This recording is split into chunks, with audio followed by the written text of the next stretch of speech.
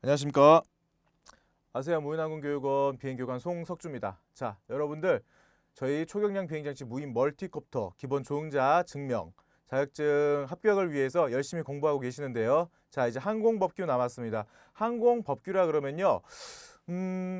여러분들께서 은근 선입견을 가지고 계신 분들이 계세요. 어떤 쪽 선입견이냐면은 뭔가 법이 들어간다. 내가 암기를 해야 된다. 그리고 재미가 없다. 막연하게 내가 무언가 알고 있지만 이거를 정말 시험을 보려고 그러면 내가 시간이 많이 걸리지 않을까? 너무 딱딱한 거 아닐까라고 오해하시는 분들이 계시는데요. 전혀 걱정하지 마십시오. 자, 저희 여러분들 취득하시려는 무인 멀티콥터가 어떻게 분류가 되죠? 초경량 비행장치죠. 자, 저도 초경량으로 여러분들께서 부담 없이 편안하게 공부하실 수 있도록 제가 도와드리도록 하겠습니다. 자, 그럼 넘어가겠습니다. 오늘은 항공 관련 법규, 특히 항공안전법, 여러분들께서 필기시험 합격을 위해서 반드시 통과하셔야 되는 가장 중요한 법 중에 하나인데요. 어떤 것들이 있는지 한번 들어가 보겠습니다. 자, 오늘 강의 목차 순서입니다. 항공안전법 들어갈 거고요. 그 다음 항공안전법에 대한 주요 내용을 제가 설명드리고 나서 그 다음 해외 사례와 그리고 국내 지금 현재 드론 산업계의 발전 정책 방향에 대해서 설명을 드리도록 하겠습니다. 자, 이제 항공안전법입니다. 기존에 여러분들께서 항공법이라고 있었던 법률이 크게 세 가지로 분류가 되어서 그것이 다시 디테일하게 이렇게 입법 과정을 거쳐가지고 개정이 되었다라는 거 첫 번째로 이해를 해주시고요. 자, 한번 보시겠습니다. 1961년 3월에 제정된 항공법 나왔죠. 기존에는 그냥 단순하게 항공법이라고만 이렇게 이야기를 했습니다. 항공법 중 항공안전에 관련된 부분을 2011년도 항공법의 분법을 추진하여 나눴다는 소리죠. 2016년도입니다. 3월 29일 날 공포를 했고요. 그 다음 2017년 3월 30일부터 시행하였습니다. 2017년 3월 30일부터 분법된 것이 이렇게 시행이 되었다라는 거 우선 첫 번째 기억해 주시고요.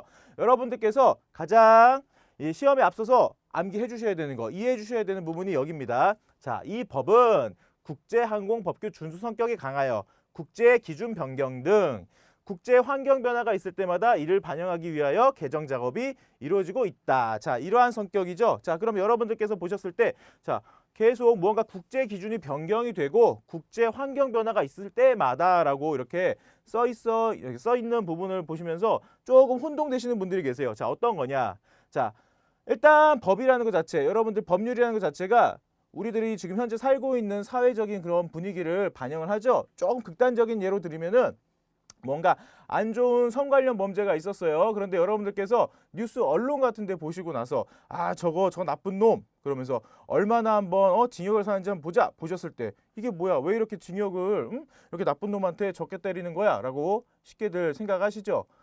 기존의 법이 있었을 때 무언가 사회적인 그런 성격, 사회 변화에 맞추지 못하는 경우 그 법을 개정이 들어가겠죠. 자, 똑같습니다. 우리 항공법규도요. 국제적인 기준 변경.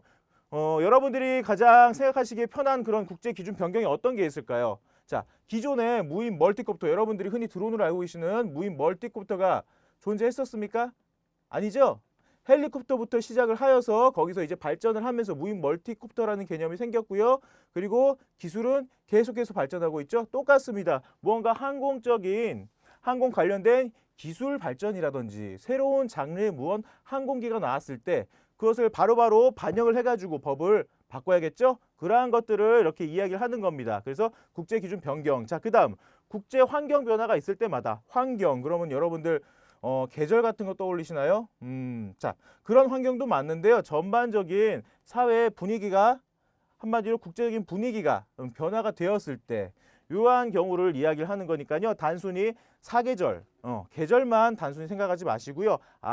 무언가 글로벌하게 국제적으로 항공기 관련하여 가지고 기존에 운행하던 그러한 성격들이 새로운 기술이 도입되던가 아니면은 뭔가 기준이 바뀌었을 때 계속해서 개정이 되는구나, 이렇게 쉽게 이야기 드릴 수 있겠고요. 그 다음에 여러분들께서는 반드시 이러한 것 이해를 해주시면 됩니다. 자, 다음으로 넘어가겠습니다. 항공안전법에 대해서 이제 주요 내용 설명드릴게요. 자, 기존의 항공법을 국제 기준 변화에 맞춰서 제가 아까 설명드린 부분이죠. 2011년 분법이 추진이 되었는데요. 자, 이 부분은 솔직히 시험에 나오지 않겠죠. 그런데 왜 분법이 신행이 되었고 설명을 드렸지만 어떻게 해가지고 이렇게 진행이 되었느냐 그 내용을 간단하게 한번 이해를 돕기 위해서 설명드릴게요. 그 당시에 법무법인 태평양 연구 용역에서 일단은 분법을 진행을 했습니다. 무언가 국제법적인 성격을 가지고 있기 때문에요. 단순하게 정부 차원에서 시간도 많이 걸릴 뿐더러 계속해서 매달릴 수는 없고 이렇게 법무법인 통해 가지고 무언가 분법을 진행을 했어요. 자, 그다음 2015년도 국회 본회의가 통과가 되었고요.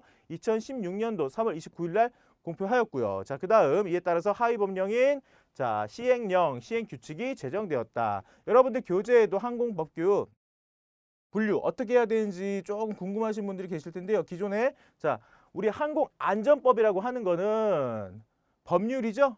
법률, 그 다음에 그 법률 하위 단계, 그 다음에 시행령, 예를 들어서 대통령령, 그 다음에 지방자치단체령, 우리 같은 경우에는 국토교통부 장관령, 그 다음에 지방항공청장령, 뭐 이런 것들이 있겠죠. 그 다음 시행 그 밑에 있는 카테고리가 시행규칙, 이렇게 이해하시면 돼요. 그래서 이러한 하위 법령인 시행령, 시행규칙이 제정되었고 하위 법령이기 때문에 무언가 개정하기, 무언가 용이하겠죠. 기존 법률보다 법률이라는 것은 커다란 덩어리라고 여러분들께 말씀드린다면은 그 안에 있는 오밀조밀한 것들 시행령, 시행규칙 덩어리가 작은 것들은 금방금방 고치기 쉽지 않습니까? 예. 그래서 이러한 식으로 제정되었고 2017년도 3월 30일 기존 항공법이 항공안전법, 항공사업법, 공항시설법 크게 세 덩어리입니다. 여기는 반드시 알고 계셔야 돼요. 그래서 이렇게 분리되어서 시행이 되었고요. 이제 여러분들께서 시험 한번 합격하시기 위해서 가장 중요한 카테고리죠.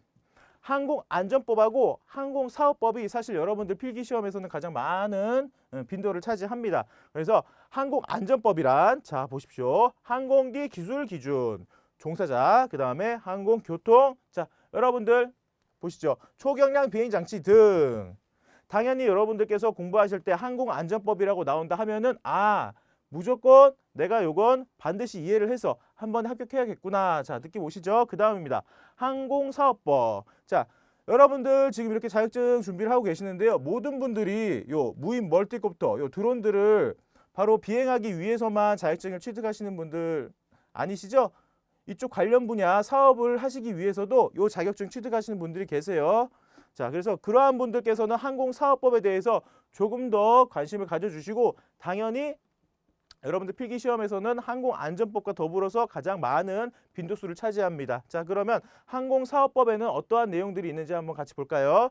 항공운송사업, 사용사업, 교통이용자 보호 등 크게 이야기해서 항공운송사업이라 그러면은 여러분들께서 공항에 가셔가지고 국제선 혹은 국내선 항공기 타시지 않습니까? 자, 그러한 이동수단 목적으로 항공운송사업이 이렇게 들어간다라는 거 이렇게 이해하시면 돼요. 그 다음에 우리 시험에서 무언가 낯설고 빈도는 조금 적지만 그래도 놓쳐서는 안 되는 그런 부분이죠.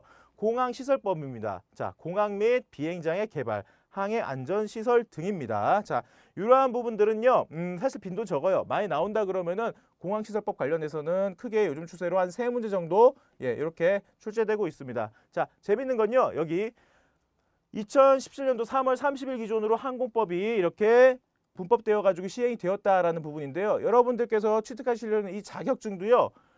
이날 무언가 변화가 생겼었습니다. 자, 어떠한 변화냐?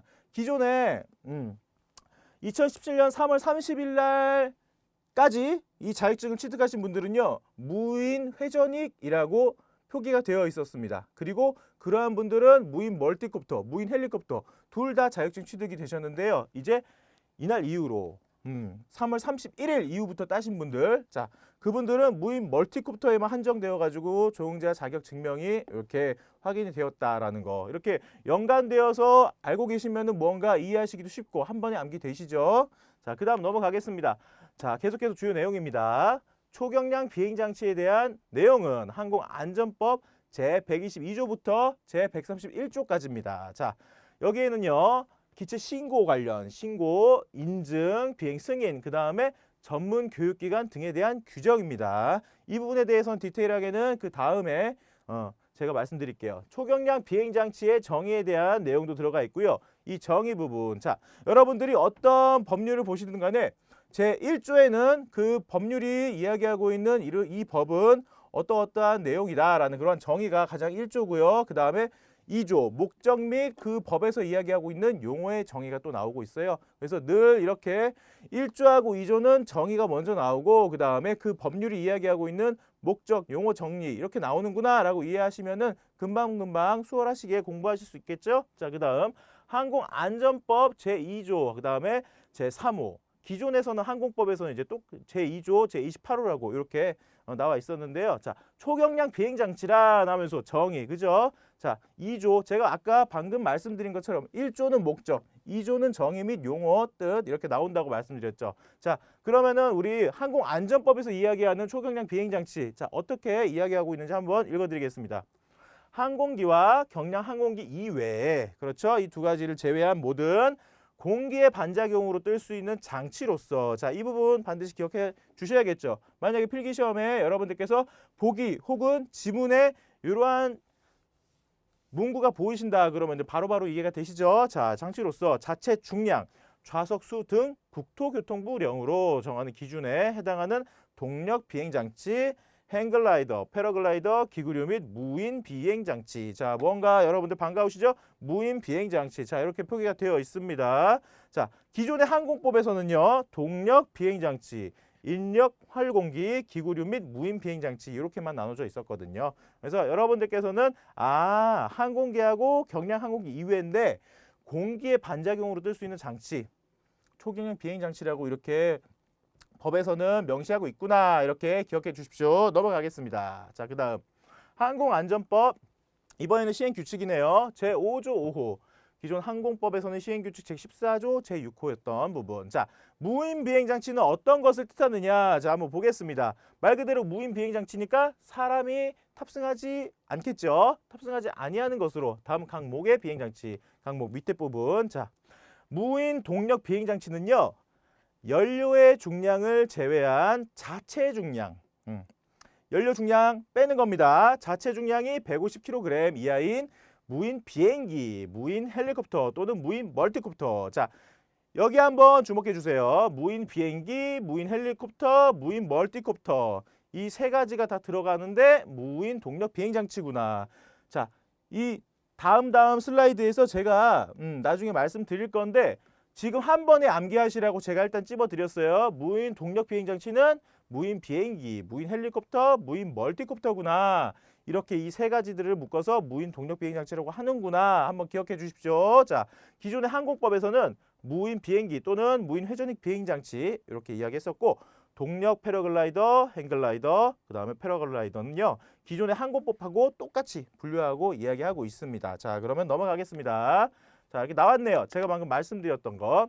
초경량 비행장치 이제 분류인데요. 항공안전법에서 아까 이야기했던 부분이죠. 자, 이렇게 무언가 족보처럼 나뉘어지는 이런 계보도가 나오면은 대부분 분들이 이렇게 가장 큰 카테고리부터 보셔가지고 이렇게 쭉쭉쭉쭉쭉 내려가죠.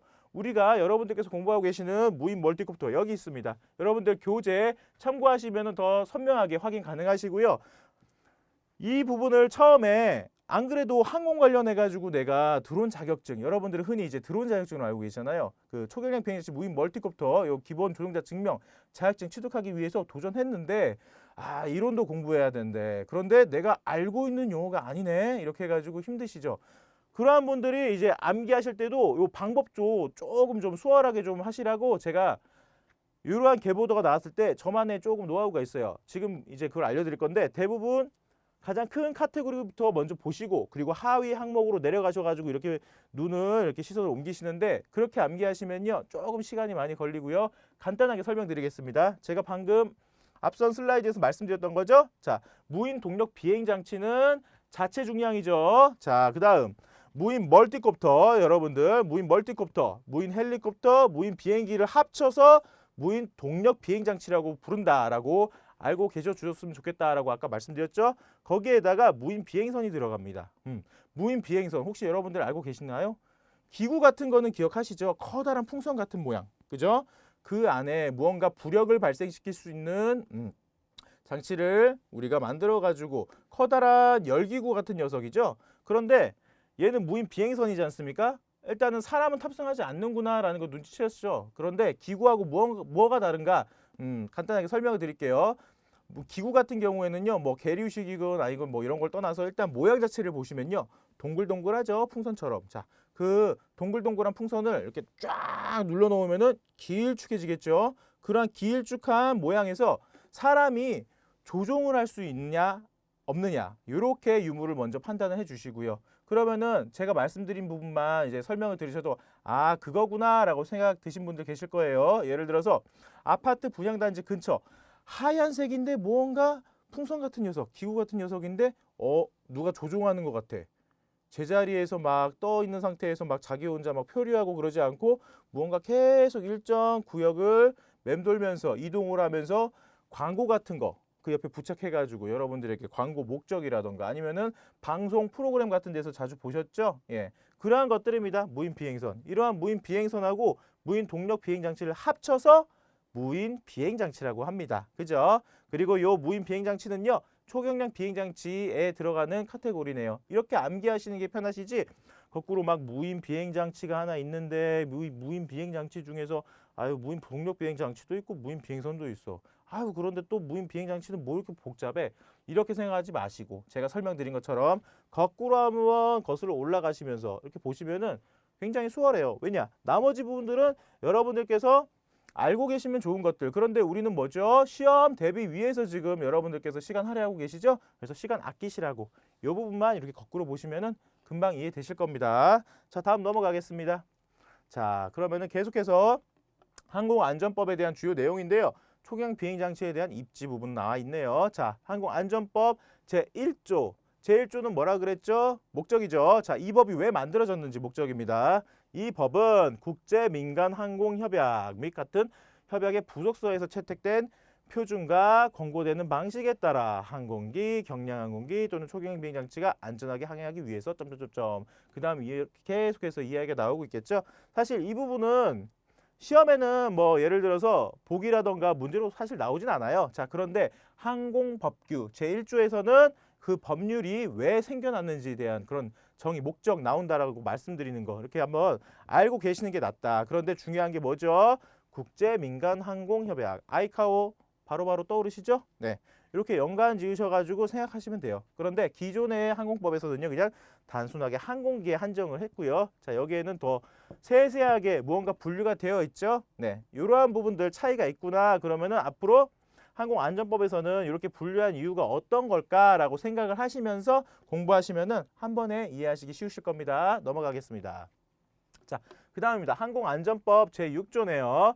국토교통부 장관은 국가항공안전정책에 관한 기본계획을 5년마다 수립하여야 한다. 자, 사실 여러분들 필기시험은요, 예를 들어서 이 부분이 만약에 나온다라고 제가 가정을 한다면요, 어떻게 이 문제를 낼까요? 참고로 여러분들 문제는 객관식이고 사지선다라는 거 알고 계시죠? 그래서 이 부분을 예를 들어서 없애버립니다. 그리고 이 안에 들어갈 명칭 중에 올바른 것을 찾으시오. 그래가지고 보기부터 1번, 2번, 3번, 4번 이렇게 나올까요? 아니면은 이렇게 숫자 부분을 이렇게 없애놓고 몇 년인가 이렇게 묻는 문제가 나올까요? 대부분 숫자 바꾸는 문제 많이 나옵니다. 네. 그런데요, 사실 요 부분은요, 여러분들 시험에 나오진 않아요. 다만 여러분들이 알고 계시면 좋은 부분은 요거죠. 아, 국토교통부 장관이 5년마다 국가 항공안전 정책에 대해서 계속해서 무언가 계획을 바꿔서 수립해가지고 해야 되는구나 라는 거. 생각보다 자주 바뀌는구나. 그래도 고정해놓고서 안 바꾸진 않는구나. 이렇게 생각해 주시고요. 자, 그 다음 항공기 사고, 경량 항공기 사고, 초경량 비행장치 사고 예방 및 운항 안전에 관한 사항들 이렇게 나와 있습니다. 자, 단순히 여러분들 사고라 그러면은 어떤 거 떠오르십니까? 예를 들어서 이륙부터 착륙까지를 우리 비행이라고 하죠. 비행 도중에 사고? 단순히 그것만 국한될까요? 아니면은 여러분들께서 이제 비행 교육 받으실 때 예를 들어서 비행 준비해가지고 가셔서 비행 관련된 기체하고 조종기에 대한 관련된 부분들을 전부 다 점검하시죠. 그러한 도중에서 무언가 사고가 났었을 때 그것도 사고인지 우리 항공법규에서는요, 이러한 사고에 대해서도 사실 분류를 하고 있는데요. 여기서는요, 초경량 비행장치 사고란 어떤 것을 이야기하는지 법률적으로 명시가 되어 있습니다. 한번 확인해 볼게요. 초경량 비행장치를 사용하여 비행을 목적으로 이륙하는 순간부터 착륙하는 순간까지 발생한 사망, 중상 등 이러한 것이 초경량 비행장치 사고구나. 그러면은 제가 앞서서 말씀드린 여러분들께서 이제 조종기 드시고 안전모 쓰시고 그다음 배터리 케이스 드시고 나서 이제 비행 준비 딱 비행장에 입장하셨어요. 그러면은 예를 들어 순서대로 딱 절차에 맞춰가지고 여러분들이 점검하시겠죠. 그러다가 여러분들 본인도 모르게 조종기를 땅에 놓으신 상태에서 발로 밟았어요. 그럼 그거 초경량 비행장치 사고일까요? 그러한 사고 때문에 여러분들 항공철도사고조사위원회에 신고하실 겁니까? 예. 그럴 분들은 안 계시겠지만 솔직히 이야기해서 그 정도는 이렇게 법률에서 이야기하고 있는 사고가 아니다라는 거 눈치채셨죠? 그리고 이제 시험에 나오는 부분 중에 하나인데요. 여러분들께서는 이걸 기억하셔야 돼요. 자, 뭐냐? 초경량 비행장치 사고는 자 보시죠. 비행을 목적으로 이륙하는 순간부터 착륙하는 순간까지 발생한 사망, 중상 등 그죠? 한마디로 비행하고 있는 사고, 그 도중에 발생한 사고, 뭔가 해프닝 같은 그런 것들 뭐죠? 이륙하는 순간부터 착륙하는 순간까지입니다. 이게 키워드예요. 이러한 핵심 키워드를 우선적으로 동그라미 치셔가지고 혹은 별표하셔가지고 암기해 주시고요. 자, 그다음 항공기, 경량항공기, 초경량 비행장치 제작, 정비 및 안전성 인증 체계에 관한 사항들 이렇게 항공안전법에서 계속해서 이야기하고 있다라는 거죠. 자, 그다음 넘어가겠습니다. 네. 초경량 비행장치 신고 관련된 부분이네요.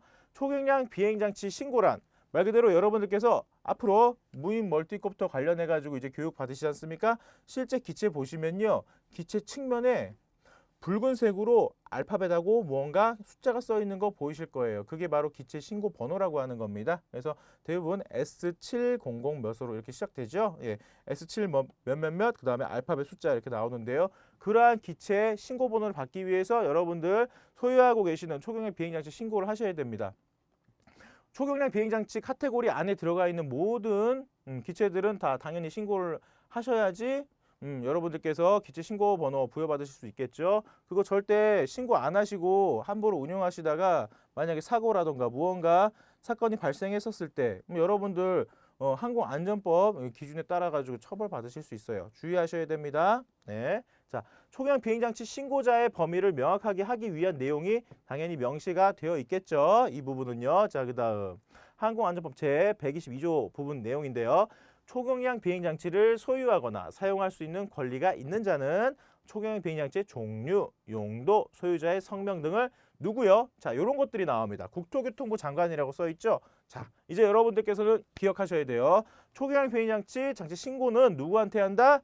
국토교통부 장관에게. 그러면 만약에 이러한 부분들이 시험에 문제가 나온다. 그러면은 다른 허수로서 이상한 보기들을 끼워 넣는다. 그러면은 뭐 서울지방항공청장이라든지 대통령이라든지 이상한 것들 나오겠죠. 그러면 절대 현혹되지 마시고 기체 신고는 누구요? 국토교통부 장관이다라는 부분. 이러한 것들을 여러분들이 형광펜이나 빨간색으로 별표하셔가지고 꼭 암기하셔야 됩니다. 시험은 이런 식으로 나옵니다. 자, 그리고 기존 항공법에서는요. 초경량 비행장치 소유자에서만 이제 한정을 했는데 지금은 무언가 어떤 것이 다를까? 자, 소유자뿐만이 아니고 자, 무언가 이용하는 것, 종류, 용도 관련된 부분들도 명확하게 표시가 되었다라는 거 여러분들이 그냥 알고 계시면 더 수월하게 이해되시기 쉽죠. 자, 그다음입니다.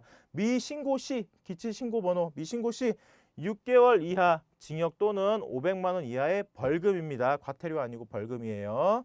자, 넘어가겠습니다. 자, 그다음 자, 시행 규칙에 관련된 부분인데 시행 규칙 항공안전법 하위 시행 규칙이죠. 여러분들께서 만약에 이러한 항공 관련된 법률 부분 궁금하신 분들은요. 인터넷에 법제처라고 검색을 하셔서요. 거기 들어가셔서 여러분들이 예를 들어서 항공안전법이냐, 항공사업법이냐, 공항시설법이냐, 아니면 항공보안법이냐 해가지고 우선 법률을 먼저 검색하시면요. 그 페이지 창 왼쪽에 쫙 뜹니다. 거기서 이제 여러분들이 누르셔서 법률을 누르실 건지 아니면 그 법률의 하위 카테고리인지 하위 카테고리인 시행 규칙인지 아니면 시행령 이렇게 누르셔가지고 일일이 다 찾아보시면 돼요. 예. 상당히 이러한 부분이 이제 여러분들 습관이 되시면요. 시험을 합격하기 위해서뿐만이 아니고 이제 나중에 실무에서 무언가 교관으로서도 활동하실 때 계시겠죠. 그 다음에 그 이상 실기평가 조종자 원하시는 분도 계실 거고 목적으로서 그 다음에 아니면은 사업을 위해서 관련 법 아, 내가 예전에 공부해가지고 합격은 했는데 무언가 지금 또 생각하니까 이게 몇 조였지? 어떤 부분이지? 이게 시행령이지? 시행 규칙인지 헷갈리네? 이러한 부분들 법제처에서 꼭 찾아보시는 습관 들이시면요 굉장히 편하십니다. 그래서 지금 시행 규칙이죠. 자, 안정성 인증을 받기 전까지 신고 서류 반드시 제출해야 되고요. 인증 대상이 아닌 경우에 권리 발생은요 30일 이내에만. 거의 뭐 한 달이라고 생각하시면 쉽겠죠. 30일 이내. 숫자 나왔네요. 기억해 주시고요. 그런데 요 인증 대상이 아닌 경우에 권리 발생일보다는요. 사실 자 노란색 눈치채셨죠? 변경은 며칠 이내? 30일 이내에 여러분들이 신고하셔야 되고 말소 신고는 15일 이내. 딱 절반이죠? 예, 이렇게 암기하셔서 아, 이 부분 무언가 숫자 바꿔가지고 필기시험에 낼 수 있구나. 보기로 나오겠구나. 반드시 암기해 주십시오. 예를 들어서 변경 기일을 찾으시오라고 해가지고 보기를 줬는데 거기에다가 막 30일 이런 거 써 있으면은 틀린 거죠. 그래서 여러분들 항공안전법 관련해 하셔가지고 숫자를 암기하실 때 대부분 많이 보실 수 있는 그 숫자가 30 혹은 15 뭐 이렇게 나뉘는 것들이 조금 있어요. 나중에 한 번씩 보시다 보면은 아 절대 뭐 20일 이런 거 없구나 뭐 12일 이런 거 없구나 눈치채실 겁니다. 그래서 이러한 부분들 반드시 한 번에 암기해 주세요. 변경은 30일, 말소는 그 절반인 15일 이렇게 암기해 주시고 자, 그 다음 내용 한번 같이 보겠습니다. 초경량 비행장치를 소유하거나 사용할 수 있는 권리가 있음을 증명하는 서류. 자, 이게 어떤 걸까요? 구체적으로 명시를 해줘요. 참고로 여러분들께서 무인 멀티콥터 한마디로 드론 기체 구입하셔서 기체 신고를 하십니다. 그러면은 내가 이 기체를 가지고 있는 소유주다라는 거 어떻게 증명할지 막막하시죠? 그런데 보십시오. 자, 매매 계약서 혹은 거래 명세서, 견적서 포함을 한 영수증 등 이런 거를 여러분들께서 첨부 파일로 같이 넣으셔가지고 신고하실 때 보내시면 돼요. 그러면은 여러분들 성함도 써 있을 거고 여러분들께서 금액 지불하셔가지고 이렇게 구입하셨다라는 거 인증되는 거죠. 자, 이러한 것들 이야기하는 겁니다. 이러한 것들이 여러분들께서 소유주라는 거 아니면 권리가 있다라는 거 증명할 수 있는 그런 객관적인 자료가 될 거고요. 자, 그 다음 초경량 비행장치 여러분들이 소지하고 계시는 그 기체의 재원 및 성능표 어떠어떠한 기체입니다 라고 당연히 첨부해 주셔야겠죠. 신고하실 때. 자, 그 다음 초경량 비행장치 사진입니다. 사진. 재밌는 건요. 이렇게 사이즈에 대한 것도 반드시 명시가 되어 있고 측면 사진 나와 있어요. 자, 그런데 송석주 교관이 항공법규 온라인 시간에 필기시험은 이렇게 나오는데 숫자 무조건 암기하래. 이렇게 제가 말씀드렸다 해가지고 요 사진 사이즈 이거 굳이 암기하실 필요 있을까요? 안 나와요. 네. 자, 다음 보기 중 초경량 비행장치 기체 신고 중에 사진 요건에 대한 정확한 사이즈 여러분들께서 고르시오라는 이런 문제 안 나옵니다. 그래서 괜히 이런 데에서 시간 허비하지 마시고요. 재밌는 거는 정면 사진하고 이제 측면 사진, 측면 사진이라고 정확하게 표기가 명시가 되어 있다라는 거 이거 잊으시면 안 됩니다. 자, 그다음 어떤 거? 보험 가입을 증명할 수 있는 서류. 자, 그런데 재밌는 게요. 이 부분은 이제 삭제가 되었어요. 왜냐? 항공사업법 내에서요. 초경량 비행장치 사용 사업은요. 보험 가입 의무가 명시되어 있습니다. 의무예요, 의무. 이제 의무기 때문에. 그 다음에 기체를 구입하신 분들 영리 목적 있지 않습니까? 소득 발생을 위한 영리 목적으로 이 기체를 활용하시는 분들은요. 무조건 보험 가입하시도록 의무적으로 이렇게 개정이 되었으니까 여러분들께서는 그냥 내가 이 기체 가지고 있는 사람인데 이거 가지고 무언가 사업을 한다. 아니면 교육원을 차린다. 아니면은 방제팀을 꾸려가지고 내가 영리 목적으로 쓰겠다. 기타 등등 이렇게 영리 목적으로 활용하려면은 보험 가입이 필수구나. 이렇게만 생각하시면 돼요. 그러면은 예를 들어서 뭐 요즘 드론 보험 관련해 가지고 KB 좀 유명하죠. KB 뭐 손해보험 관련 드론 관련 보험 같은 거 여러분들께서 신청하시면은 거기서 기체 신고번호 명시해 가지고 보험증 때 주시고요, 드리고요. 그 다음에 보험증뿐만이 아니고 그 보험 가입한 기체라는 거 표시. 최근에 KB 같은 경우에는 조그맣게 금박으로 스티커, 실 같은 거 이제 주더라고요. 그거 그냥 여러분들 기체 그냥 부착하시면은 바로바로 표시가 확인이 가능하겠죠. 이렇게 지금 현재 하고 있고요. 재밌는 건요. 요거 법규입니다. 요 나중에 여러분들께서 구술평가도 보시잖아요. 구술평가 보는지 모르셨습니까? 여러분들께서 필기시험 합격하시고요. 실기시험 이제 비행 조종하시지 않습니까? 그 조종 끝나면요. 구술평가 물어봐요. 평가 감독관님께서. 그럴 때 이렇게 벌금 관련된 사항들 물어볼 수 있겠죠. 그래서 제가 늘 이렇게 내용 나오면은 밑에 과태료인지 벌금인지 이게 얼마인지 이렇게 표시를 해놨는데요. 여기는 신고번호 표기 요거 필요한데 위반했었을 때 벌금 아니죠. 과태료 100만 원 이하. 이러한 부분들을 암기해 주시고 미리 공부해 주시는 게 나중에 구술 평가 때도 시간을 조금 덜 쓰시는 절약할 수 있는 그런 방법이겠죠. 그리고 현재 과태료 관련해 가지고 최근 필기시험 동향은요. 구체적으로 뭐 얼마냐 이런 것들을 막 크게 막 어렵게 내지는 않아요. 다만 여러분들께서 이러한 법 규정은 굉장히 중요한 건데 이걸 어겼을 시에 금액이 굉장히 크다라는 거. 그렇게 여러분들이 가장 기본적으로 알고 계셔야 되는 부분들만 금액을 물어보지 쓸데없이 뭐 모든 항공안전법 내용 다 넣어버리고 그중에서 알맞는 과태료 금액을 찾으시오 벌금 금액을 찾으시오 이렇게 안 나옵니다. 그래서 참고로 지금 말이 나왔으니까 여러분들에게 말씀드리는 건데요. 벌금이라든지 과태료 여러분들께서 암기하실 때는 가장 큰 금액의 액수 지불해야 되는 것이 얼마인지 그리고 내가 무엇을 어겼을 시에 그렇게 큰 금액을 벌금 혹은 과태료로 내야 되는지 그걸 먼저 찾아보십시오. 그리고 여기 과태료 같은 경우에는 1차, 2차, 3차 과태료 있죠. 그러한 부분들 시간 나실 때 좀 더 보시면은 그게 시간 절약하시는 방법이에요. 힘들게 어렵게 생각하지 마시고 이거 다 배우시려고 하시면 안 됩니다. 자, 그다음 넘어가겠습니다. 계속해서 장치 신고 관련된 내용이죠. 무인 비행장치 신고 대상 기체가 일단 확대가 되었다라고 이렇게 명시되어 있고 그다음 시행령 부분이네요. 신고를 필요로 하지 아니하는 총형 비행장치의 범위.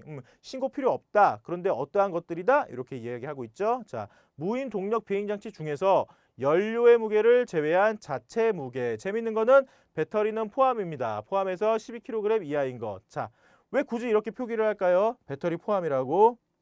이렇게 생각하시면 돼요. 자, 무인 헬리콥터 중에는요. 엔진 쓰는 거 있죠. 우리 무인 멀티콥터처럼 모터 회전 RPM 수 높고 낮음으로써 조절해가지고 하는 게 아니고 진짜 엔진 쓰는 것들 있죠. 대부분 이제 니트로퓨엘이라고 가솔린 많이 쓰고 있는데요. 자, 그러한 가솔린을 여러분들이 만약에 활용하신다. 그러면은 기체를 가솔린으로 띄우면요. 계속 비행 시간이 길어지면 길어질수록 연료는 점점 줄어들겠죠. 그러면 어떠한 변화가 생기죠?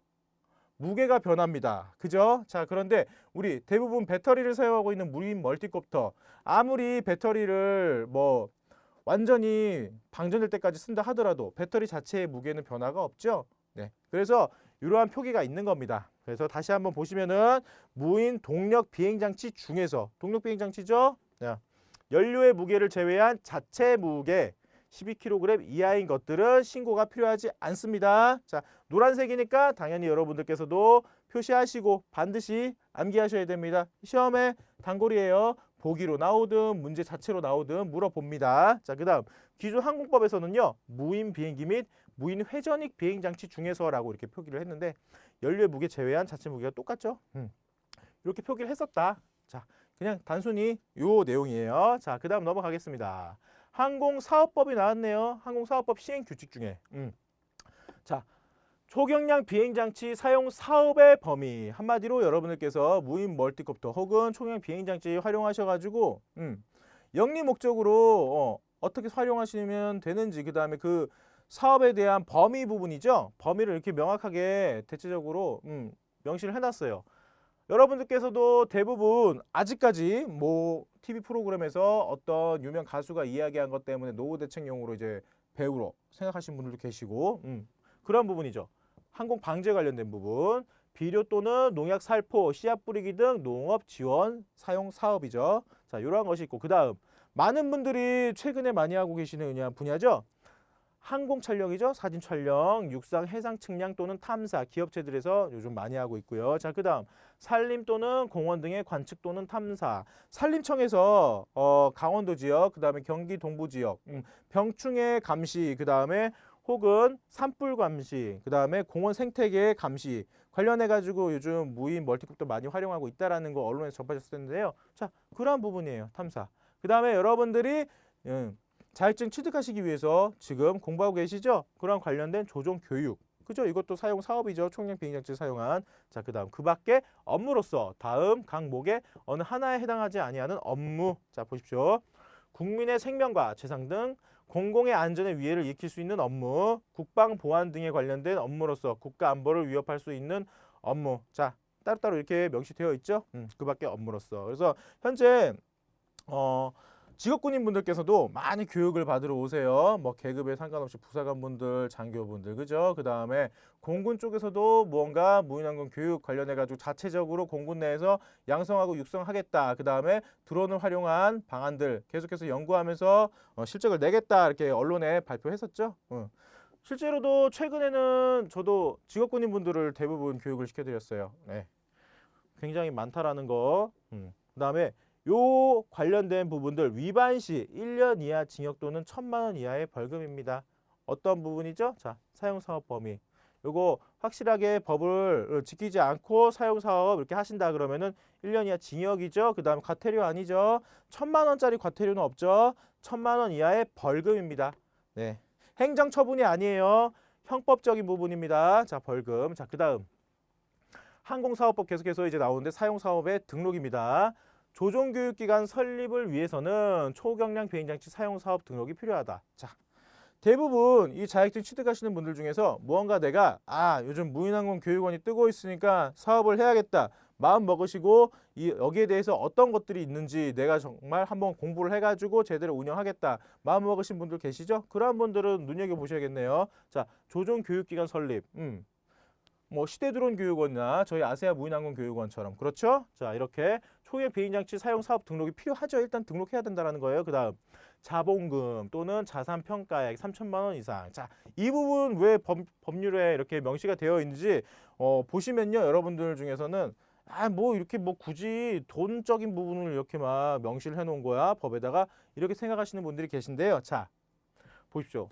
사업을 항공 관련해서 사업을 하시는 분들께서 만약에 계속해서 어느 정도는 유지가 안 된다. 한마디로 자본이 생각보다 적으신데 무턱대고 뛰어드셨다가 항공 관련돼 가지고 교육을 받으시는 분들 아니면은 무언가 이익 창출을 위해서 그 사업체를 방문하시지 않습니까?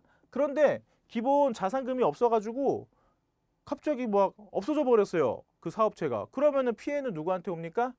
네, 고스란히 다른 분들에게 피해가 오죠. 그래서 최소한 자본금 또는 자산 평가액이 3,000만 원 이상은 되셔야 된다라는 거 이렇게 법률적으로 그래서 명시를 해놓은 거예요. 함부로 쉽게 아무나 사용사업 신청하시고 등록하셔가지고 운영하시다가 에이 장사 안 되네 때려쳐 파산 이렇게 하시면은 생각보다 피해 범위가 크다라는 거 그리고 이런 항공 분야에 대해 가지고 질서 굉장히 어지럽히는 그런 행위가 되겠죠. 그렇기 때문에 그러지 마시라고 이렇게 명시를 해놓은 거다라고 이해하시면 돼요. 막 쪼잔하게 막 돈 없으면 하지 마라 이게 아니에요. 그죠? 여러분들 이해되셨죠? 무인 비행 장치로 최대 이륙 중량 25kg 이하 자본금 필요 없다라는 거 이렇게 명시되어 있고 그 다음 초경량 비행 장치는요 최소 한 대 이상 가지고 계시면 된다. 그러면은 조종교육기관 설립 가능하시다. 요거예요. 그런데 현실적으로 한 대만 가지고 이렇게 하시는 분들 잘 없으시죠? 무인항공 교육원 하시는 분들 왜냐? 기본적으로 아무리 운영을 예를 들어서 비행장 부지를 조금 확보하시기 힘드셔가지고 비행장 한 트랙 정도밖에 운영을 못한다 하더라도 요 기체는요 최소한 2대에서 3대 있으셔야 되는 거 알고 계시죠? 자, 한 대는 맨 처음부터 이 조종교육기관 설립을 하신다 그러면은 바로 전문교육기관으로 등록되시는 거 아니죠? 일단 이쪽 업계에서 이야기하는 개인적으로 운영하시는 교육기관 흔히들 뭐 사설교육기관이라고도 편하게 이야기하시는데요. 자, 그런 사설교육기관 운영하시다가 나중에 전문교육기관 인가를 신청하시잖아요. 그런데 맨 처음에 기체 달랑 한 대 놓고 이렇게 운영하시면은 말도 안 되는 게요. 자, 갑자기 사고가 납니다. 그러면은 당장 교육은 하셔야 되는데 예비 기체가 없네요. 그죠? 그래서 현실적으로 한 대만 가지고 운영하시는 분들 없고요. 그 다음에 한 트랙 가지고 수익 창출을 위해서 이렇게 갑자기 막 뛰어드시고 그러시는 분들 없으세요.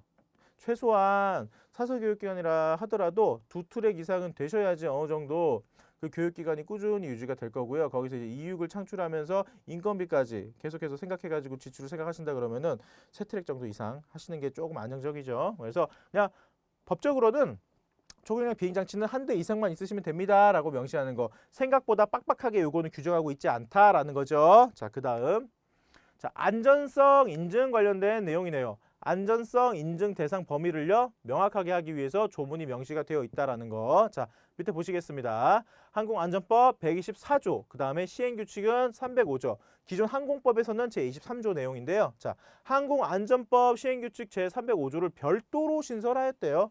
그래서 인증 대상은 범위를 명확하게 하는 게 가능해졌다라는 거. 별도로 카테고리를 빼버렸으니까 더 큰 내용들을 넣을 수 있겠죠? 그러한 내용 이야기입니다. 자, 다음에 어느 하나에 해당되는 무인 비행 장치, 무인 비행기, 무인 헬리콥터 또는 무인 멀티콥터 중에서 최대 이륙 중량이 25kg을 초과하는 것. 자, 이 부분도 숫자 바꿔가지고 무언가 나오겠죠. 12kg냐 25kg냐 주로 이런 식으로 많이 바꿉니다. 그래서 이 부분도 눈여겨보시고요. 기존 항공법에서는요.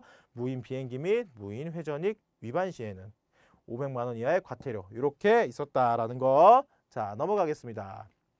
자, 안전성 인증 검사 관련한 절차 부분인데요. 요거는 여러분들 항공안전기술원이라고 인터넷에 검색하시면은 홈페이지 나오는데요. 거기 들어가셔서 보셔도 되시고 여러분들 교재에 조금 더 선명하게 나와 있으니까요.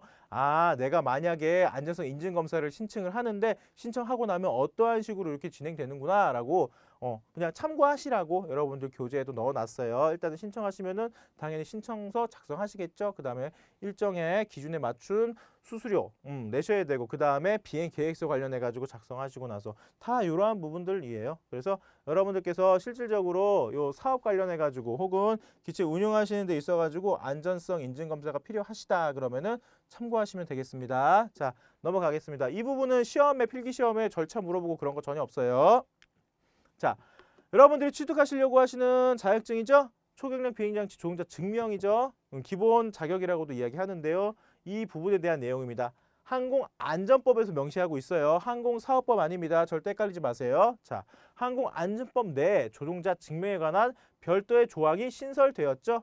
그래서 무언가 디테일하고 조금 더 명확하게 제시할 수 있다라는 거 이제는 슬슬 눈치채고 계시죠? 자, 항공안전법 제125조입니다. 기존의 항공법에서는 제23조에 대해서 이야기 내용이 있었다라는 거고 항공법 제23조 과거에 초경량 비행장치 등 관련해 가지고 이러한 법률하고 제23조의 자격 취소 부분을 하나로 통합을 해 가지고 이렇게 신설한 거예요. 그래서 항공안전법 시행규칙 제306조는 자격이 필요. 그 다음에 요건은 기존 항공법과 동일한 무인 비행기, 무인 헬리콥터 또는 무인 멀티콥터 중에서 자체 무게 몇 킬로다. 이제 이런 거 암기하셔야겠죠. 자체 무게 12kg 이상은 자격이 필요하다. 자, 이렇게 생각하시면 돼요. 아, 뭐 12kg 이상 뭐 이하 뭐 이런 거 어떻게 기억해요? 라고 이제 생각하시겠는데 자, 여러분들 장난감 드론이라고 이야기하죠. 토이 드론.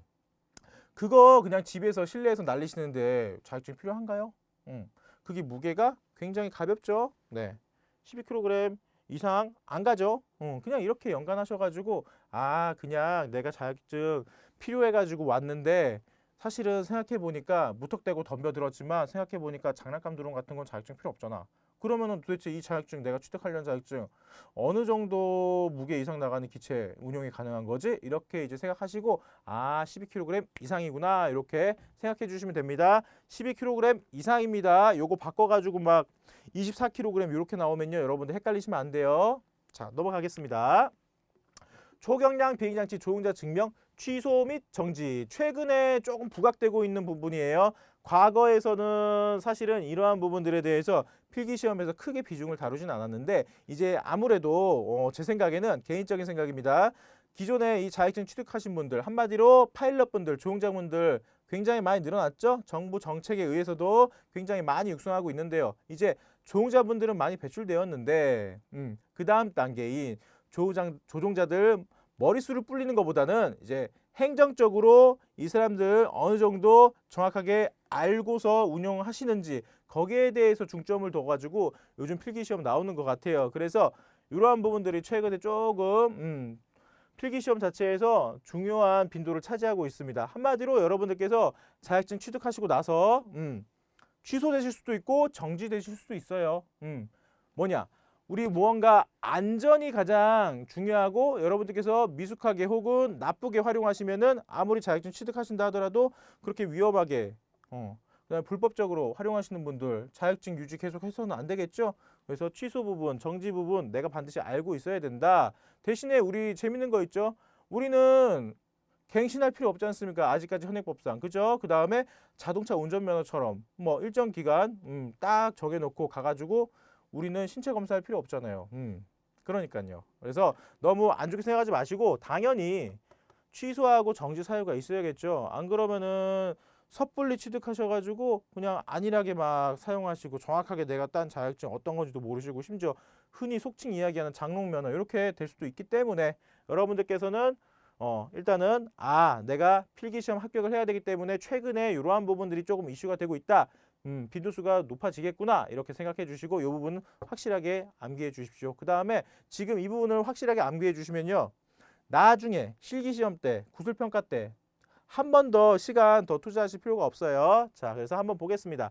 거짓이나 그 밖의 부정한 방법으로 초경량 비행장치 조종자 증명을 받은 경우 한마디로 불법적으로 여러분들이 자격증 취득하셨다.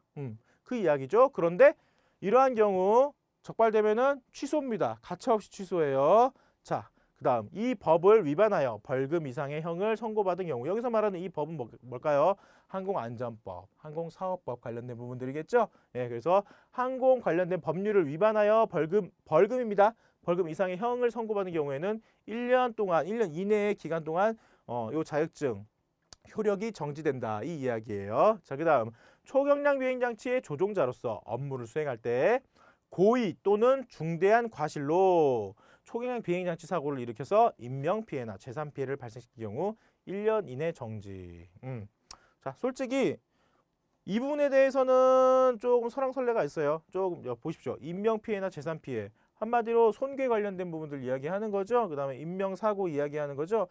안전에 관련해 가지고 굉장히 조금 민감한 사항인데 왜 취소 안 주고 1년 이내 정지만 시키냐라고 이제 업계 쪽에서는 그렇게 생각하고 계시는 분들도 계세요. 자, 그런데 대부분 여러분들 이 관련 사업 종사하시는 분들은요. 진짜로 먹고 살기 위해서 생계 유지하시는 분들이죠. 그 다음에 항공 관련된 기술이요. 굉장히 많이 발전했지만 아직 무조건 100%라고 그렇게 자신 있게 이야기할 수 있는 분들 솔직하게 없을 거예요. 어떠한 변수가 생겨가지고 내가 예상치 못해서 갑자기 사고가 날 수 있습니다. 그래가지고 손괴 발생시킬 수 있어요. 그래서는 안 되겠지만 사람이 다칠 수도 있습니다. 그렇다고 하더라도 그분들 평생 동안 이제 자격증 못 따게 그냥 취소시켜버리고 앞으로도 취득 못하게 그렇게 해서는 될까요? 안 될까요? 예, 그러한 부분들 조금 이야기하고 싶고요. 그래서 너무 여기에 대해서는 헷갈리지 마세요. 인명피해나 재산피해가 발생했으니까 무조건 취소. 이렇게 생각하시면은 필기시험 때 불리하십니다. 그래서 그냥 1년 이내 정지. 이렇게 생각하시면 되고요. 자, 그 다음 초경량 비행장치 조종자 준수사항 이야기하고 있는 거죠. 네, 여러분들 구술평가 때 무조건 나오는 준수사항입니다. 반드시 우리가 기본적으로 알고 계셔야 되는 부분이죠. 그 준수사항을 위반한 경우에도 1년 이내 정지. 자, 그 다음 주류 등의 영향으로 한마디로 음주죠.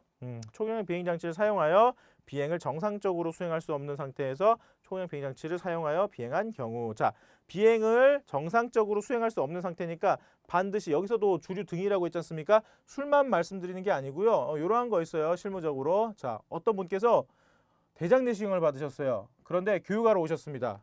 교관님 저한테 이야기하죠. 교관님 저 계속해서 기체가 2개로 보여요. 술 드셨습니까? 술은 안 먹었어요. 확실히 술 냄새는 안 나요. 근데 알아봤더니 대장 내시경 마취하셨던 거예요. 자, 그러한 상황에서 여러분들 비행하시면 될까요? 안 될까요? 여기서도 주류 등 그리고 수행할 수 없는 상태라고 이렇게 표기되어 있죠. 포함되는 거예요. 네, 환각 증세 조금 있으신 분들 의도하지 않았지만 그러한 상황들 발생했을 때에는 반드시 비행하시면 안 됩니다. 그래서 그러한 상황에서 비행하셨다가 무언가 적발되시면은 1년 이내 정지라는 거. 자, 지금 슬라이드에서만 봤었을 때는 취소는 딱 하나죠. 거짓이나 부정한 방법으로. 자, 일단 요거 키워드입니다. 여러분들 쉽게 암기하시기 위해서 제가 지금 하나 포인트 드리는 거예요. 여기서 거짓말하면 취소다. 일단 이렇게 암기해 주시고요. 자, 그 다음 슬라이드 가겠습니다. 자, 여기서도 보시면은 노란색 취소 딱 하나 있죠. 자, 그런데 뭘까요? 초경 비행 조종자 증명의 효력 정지 기간에 요 초경 비행장치 사용하여 비행한 경우. 저거 무슨 말이냐? 여러분들이 요 1년 이내 정지 어떠한 상황이든 간에 자, 앞부분도 있죠. 1년 이내 정지 사항에서 또 이거를 어기셨어요. 정지 상태인데 그러면 취소다. 한마디로 또 거짓말했다. 그죠? 그래서 이 부분은요. 이렇게 암기하세요. 정지되는 사항을 외우시는 게 아니고 취소 부분을 외우시고 취소되는 사항 제외하면 다 정지구나. 이렇게 하시면 시간 효율적으로 사용 가능하시죠? 자, 거짓말하면은 취소. 정지 먹었는데 또 거짓말하면서 해버렸네? 취소. 이렇게 암기하시고요. 나머지는 1년 이내 효력이 정지된다. 이렇게 싹 암기하시면 쉽죠. 그래서 초경량 비행장치를 사용하여 비행하는 동안에 여기는 또 명시되어 있네요. 주류 등을 섭취하거나 사용한 경우 1년 이내 정지. 자, 특히 항공 방지하시는 분들 중에 그런 분들 안 계시겠지만 아유 힘드네. 아주 농민분들 갑자기 딱 오셔가지고 방지해줘가지고 고마워요. 새참이나 좀 드시죠. 막걸리.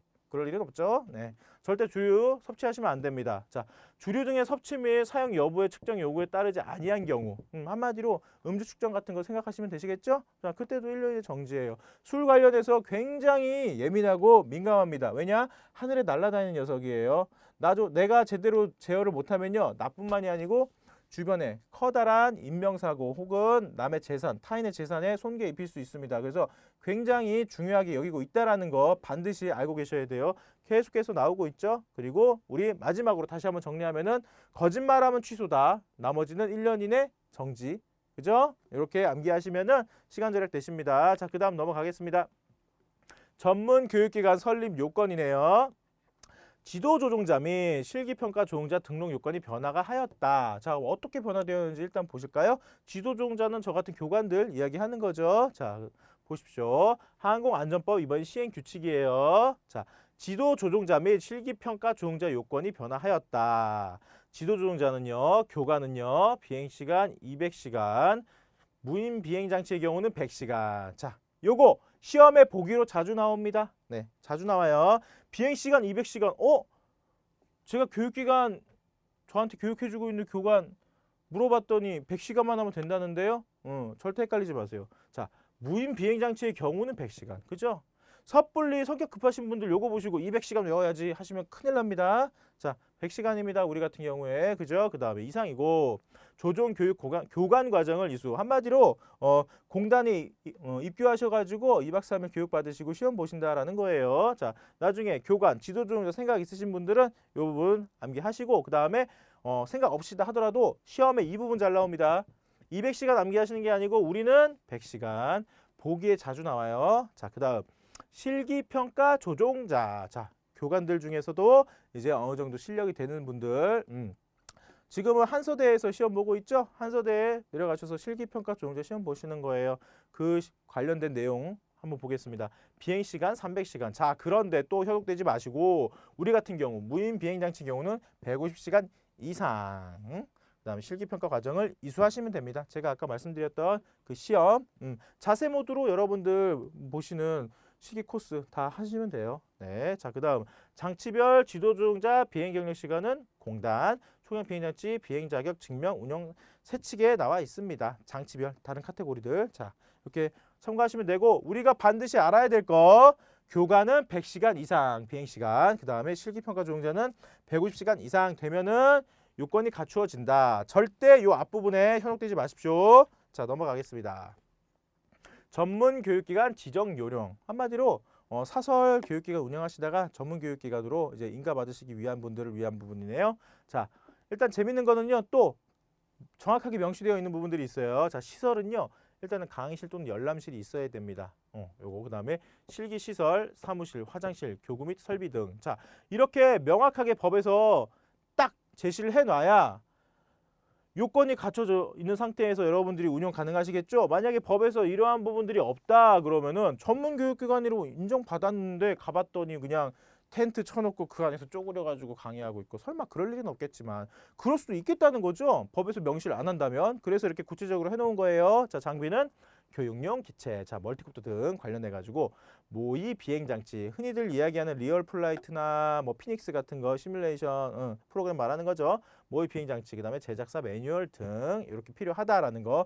인력은요, 자, 전문 교육기관 운영자 및 교관의 자격, 그 다음에 행정요원 보유 등 요러한 부분들은요, 여러분들이 지정 요령 심사 항목을 찾아보시면요, 법제처 가셔가지고 검색하셔서 찾아보셔도 되고요. 자세하게 나와 있습니다. 자, 그 다음 교육 규정에 관한 부분들도 명확하게 명시해 놔야겠죠. 그래서 교육 목적, 그다음에 입교 기준, 교육 방법, 교육 과정, 편성 기준, 교육 평가 기준, 교육 계획 등등 이렇게 정확하게 명시해 놓고 이걸 따라야 된다. 그래야지 일단은 전문 교육 기관으로 지정받으실 수 있습니다라는 그러한 내용이겠죠.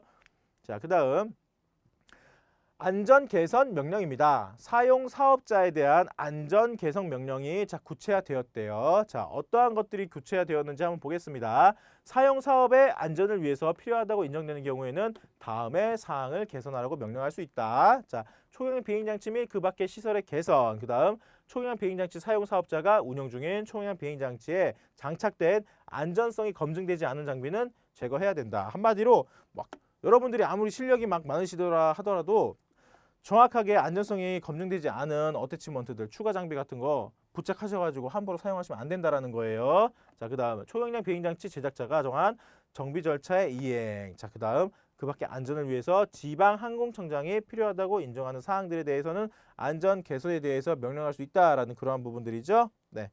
만약에 시험에 나온다 그러면요, 여태까지 나오지는 않았지만 빈도 부분은요, 이 부분들이겠네요.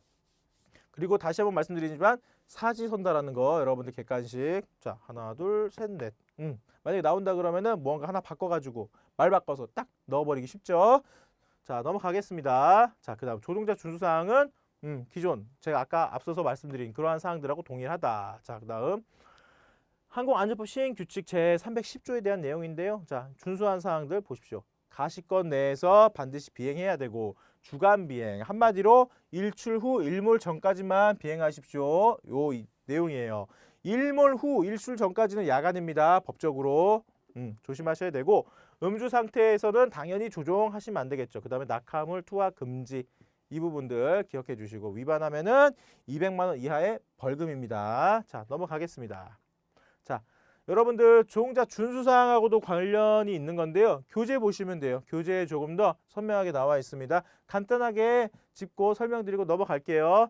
당연히 비행 중 한마디로 가시권 비행을 해야 된다. 기체가 보이지 않는 상황에서 한마디로 FPV, 최소한의 FPV, 퍼스트 퍼슨 뷰, 1인칭 시점 카메라 이런 것도 없이 함부로 막 위험하게 비행해서는 안 되겠죠. 자, 그 다음 사람이 많이 모인 곳. 우리 조종자 준수사항에서 어떻게 표현하죠? 인구 밀집 지역. 자, 그렇죠. 사람 많은 곳에서 함부로 이렇게 비행하시다가 무언가 사고가 나면은 피해가 더 커지겠죠. 자, 그다음 사고나 분실에 대해서 장치에는 소유자 이름하고 연락처를 기재하도록 합니다. 그렇죠. 여러분들이 분실하셨을 때 만약에 그런 일이 있어서는 안 되지만 기체가 노콘 현상에 의해 가지고 페일세이프도 작동이 안 되고 그다음에 리턴 투홈도 안 먹어요. 그러한 상황에서 기체가 멀리 확 어딘가 내가 알 수 없는 곳으로 날아가가지고 실종됐는데 찾고 싶으시잖아요. 반드시 기재하십시오. 자, 그다음 야간 비행. 제가 앞서서 말씀드렸죠. 야간은 일몰 후 일출 전까지가 야간입니다. 법적으로. 그러니까 여러분들께서는 주간 비행. 일출 후 일몰 전까지만 꼭 비행하셔야 되고 당연히 음주 상태에서 조종하시면 안 되고 혈중 알코올 농도 0.02 기억하시고요. 그다음 비행 중 낙하물 투하하면 안 됩니다. 절대 안 됩니다. 조심하십시오. 자, 참고로 교관님 그러면은 낙하물 투하 드론 낚시하던데요? 막 이렇게 막 얘기하시는 분들 계시죠? 자, 일단은 낚시 이 부분은요. 바다 혹은 강 위에서 하시죠. 이러한 성격이 있고 자, 그다음 두 번째 낙하물 투하라고 되어 있죠. 투 던질 투자 밑으로 사실은 드론 낚시 같은 경우에는요. 낚시 바늘에 줄 걸려 있죠. 그죠?